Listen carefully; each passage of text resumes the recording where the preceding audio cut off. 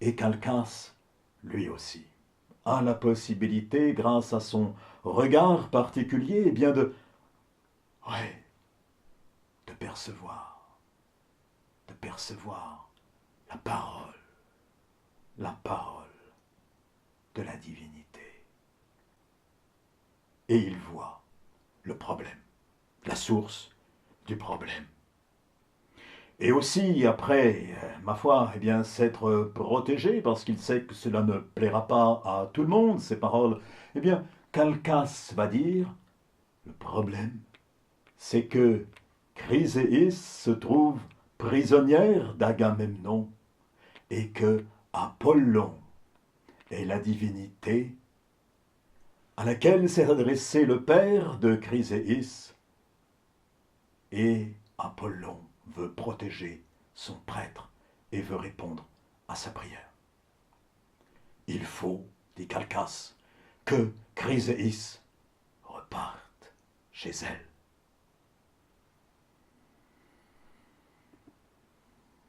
Pour Agamemnon, il n'en est pas question. Chryséis est fort belle. Il n'en est pas du tout question. Mais enfin, il est bien le seul à affirmer cela. Et tous les autres Grecs et princes grecs, ma foi, eh bien, pressent Agamemnon de laisser repartir Chryséis, sinon, ça va être terrible. Et Agamemnon, alors, accepte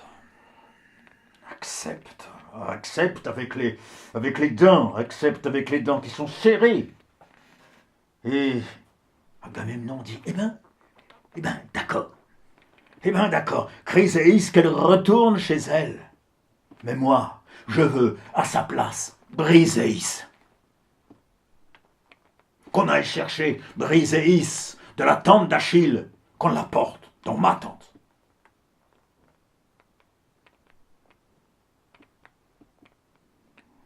Il y a quelqu'un auquel cela va fortement déplaire. C'est Achille. C'est Achille, quand il va entendre de quoi il s'agit, il va se mesurer avec Agamemnon. Et les deux héros vont s'invectiver.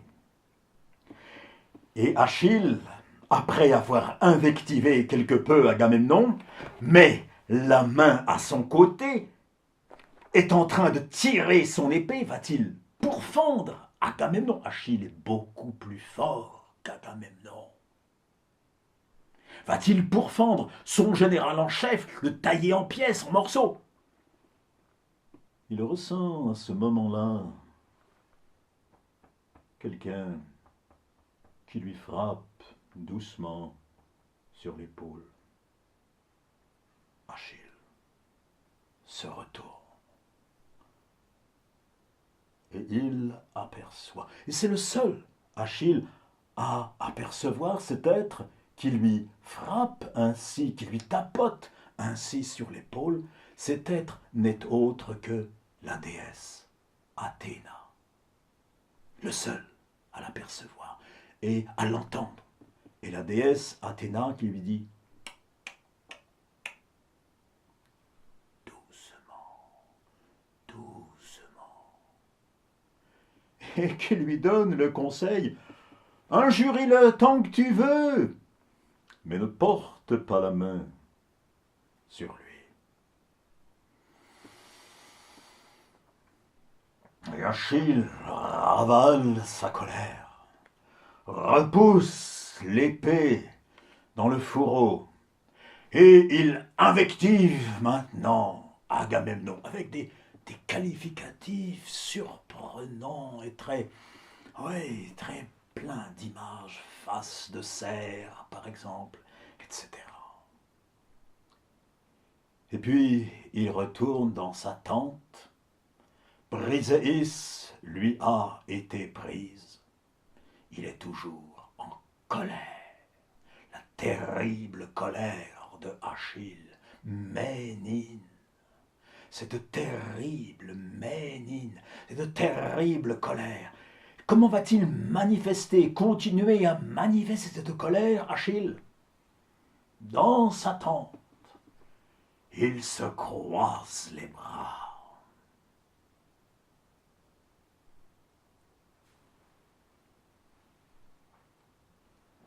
Se croiser les bras pour Achille. Toutes mes excuses. Faudra couper. Se croiser les bras pour Achille va avoir des conséquences pour l'armée. Parce que les Troyens vont s'apercevoir peu à peu qu'il manque quelqu'un dans les rangs grecs.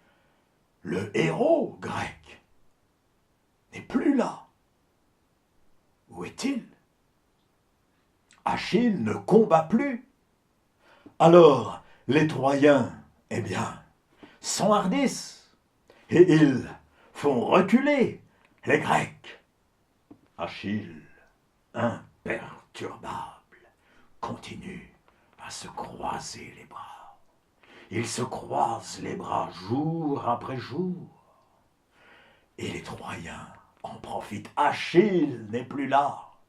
Ils avancent, ils pressent les Grecs qui reculent continuellement, qui ont du mal à se défendre. Il faut faire quelque chose.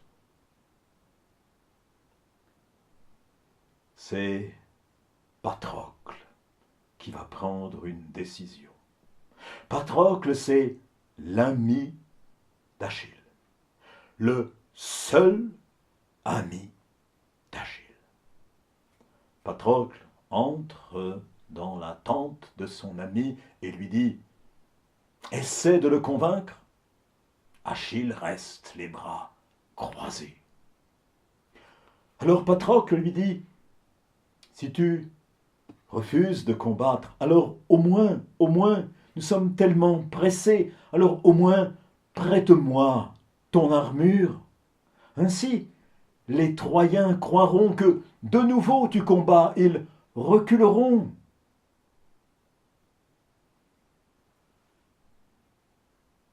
Achille ne veut pas mécontenter son ami et lui laisse emprunter son armure. Patrocle se revêt avec l'armure d'Achille et va combattre. Et les Troyens, qui perçoivent Achille de nouveau, et de retour, Achille combat à nouveau, et il recule. Mais, en y regardant de plus près, il voit que cet être qui semble être Achille, quand même, n'a pas tout à fait la même manière de se battre, ne donne pas des coups aussi forts, aussi puissants que Achille. Il y a là quelque chose.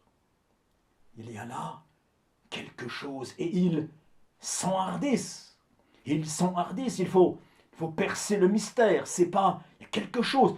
Il serre alors de plus près cet homme qui porte l'armure de Achille et cet homme finit par tomber sous le coup d'une lance. Patrocle s'effondre, mort. L'ami, l'unique ami d'Achille est mort.